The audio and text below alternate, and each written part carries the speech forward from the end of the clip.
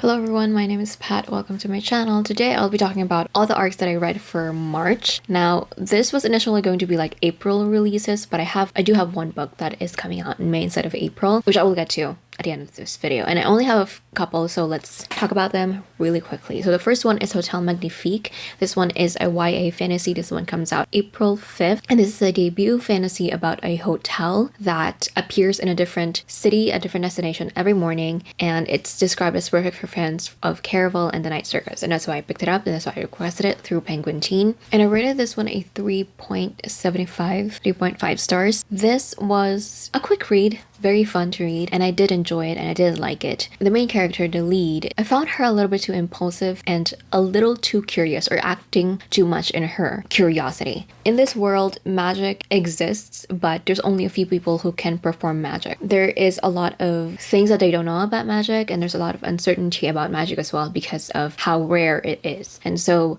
for someone who doesn't know anything or a lot about magic, whose main goal is to protect her sister and also to get a better life, she finds a lot of ways to get herself in trouble, to the point that it feels like she's being too careless and it's not aligning with her goals and to survive and to be safe and to thrive. She sees something, she gets curious, and so she touches things, she goes and does things, and it's like, why? And there's always somebody or something that will inform her in some way that this might not be a very good idea, or there's a lot of things that they don't know about this certain type of, say, magical item, but she will still satisfy her curiosity about it. And it's like, I understand that, you would think that she would be a little bit more cautious because she doesn't know anything about magic, but she just does things. And I understood that it could be like a character development for her, but it just felt like it was used as a plot device to further the world building so that we know more about magic, but in the expense of having this character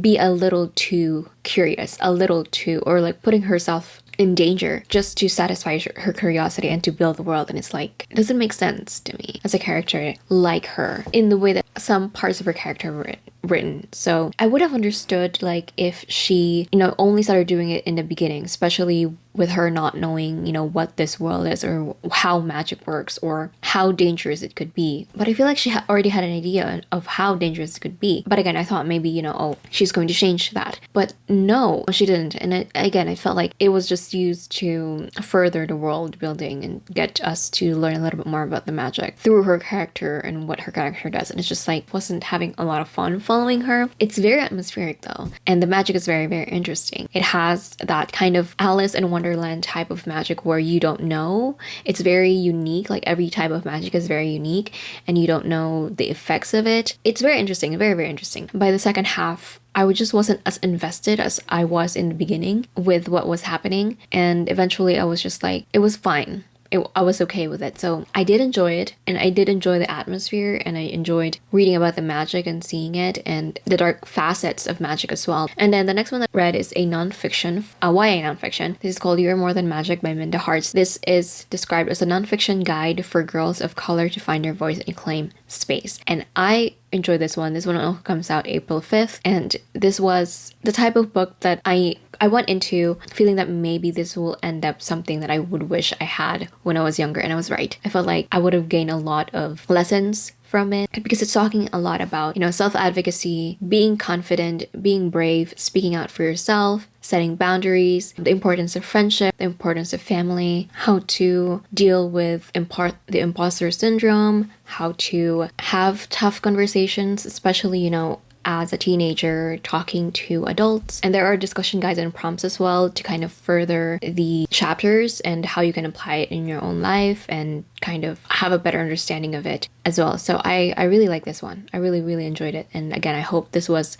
a book that I had when I was younger, but I got a lot from it still as an adult. And I feel like I would have gotten so much more if I have read this when I was younger. And then the one that I read that comes out in May is Once Upon a K-Prom by Kat Cho. This was one of the books that I was planning on reading for readathon, but I wasn't able to get to because, I had a lot of books that I wanted to get to. I completed the readathon, like all of the prompts, but was very optimistic about the books that I was going to read. But This one comes out May 17th, and Once Upon a Crave Prom, I rated 3.75 stars. Again, this was a lot of fun. I enjoyed reading it. This is more of a mid to lower YA. So this is following Elena, our main character, who promised with her childhood best friend Robbie that they were going to go to prom together, but he had to move to South Korea and eventually became one of the members of one of the most popular K-pop groups in South Korea. And one day he shows up at her doorstep with the goal of taking her to prom and fulfilling the promise that they did when they were younger. I did enjoy this for the most part, but I already had an inkling. I already had a feeling of what the main conflict was going to entail. It was very telling from the very beginning. That's why I would say this is more of a mid to lower YA, because it's very light, it's very fun, very fluffy, a lot of K-drama inspired, scenes and tropes that I did enjoy reading. But yes, 3.75 stars. It was a lot of fun, but more mid to lower YA. So those are all the arcs that I read in March. I hope you guys enjoyed. Let me know if you're interested in reading and or picking up any of these books, or what books you're looking forward that are coming out in April. And I will see you on my next video.